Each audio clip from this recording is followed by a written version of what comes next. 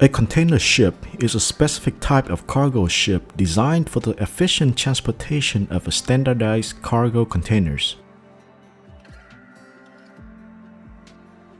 We often see cargo containers on large trucks on the road.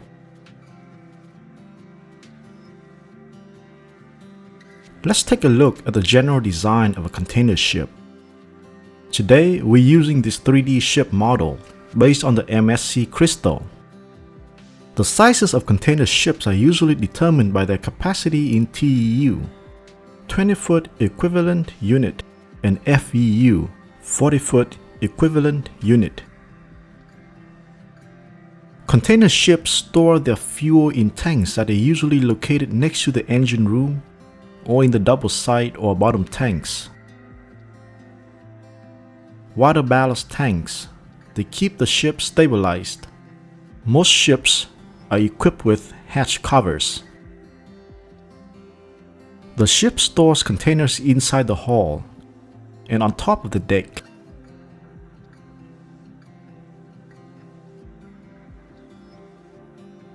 Inside the hull, there is cargo hold space. The cargo space is divided into holds by watertight bulkheads. One complete hold itself is divided into two parts by the use of so-called pillar bulkheads. In recent years, the cargo holds in most container ships are designed for the carriage of 40-feet containers. A small ship can carry fewer than 1,000 TEU, and the largest ships can carry more than 24,000 TEU. In a smaller ship, the superstructure and the engine room are located at the aft. In a larger ship, the structure is located toward the middle of the ship. In an ultra-large ship, the superstructure is separated from the chimney and the engine room, and is designed to be toward the front. The reason for this is to increase the visibility from the navigational bridge, and it could allow loading more containers on top. Containers are designed for stacking on top of each other. This is a corner casting. Containers are connected to each other using a device called a twist lock. This is a manual twist lock.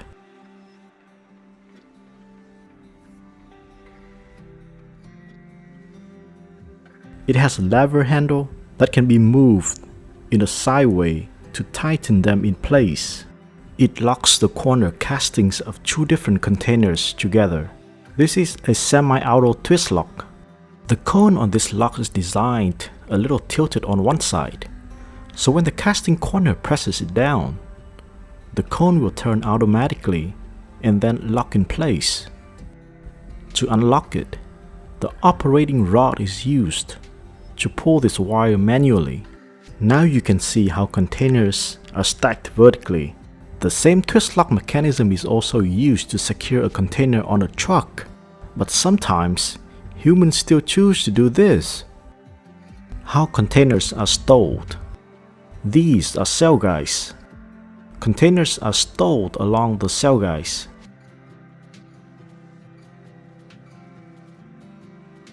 When stowing 20-foot containers, they could be at risk of sliding sideways. The container corners not supported by the sail guys need to be fixed to prevent slipping sideways.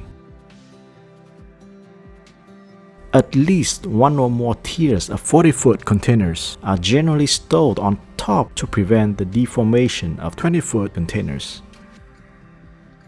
Containers stowed inside the hull don't need to use twist locks. When the hull is fully loaded, hatch covers will be closed and more containers will be loaded on top of the deck. Since there are no sail guys here, the containers have to be secured using twist locks. However, twist locks alone are not enough. Lashing is required. This is a lashing bridge.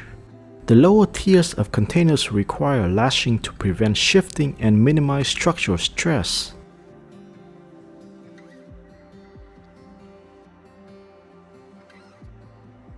To maximize container stowage on deck, the outboard stacks of containers are often supported on pedestals. Container ships may transport large numbers of refrigerated boxes, commonly specified as reefer containers. Now, all containers on board are secured and ready for the voyage.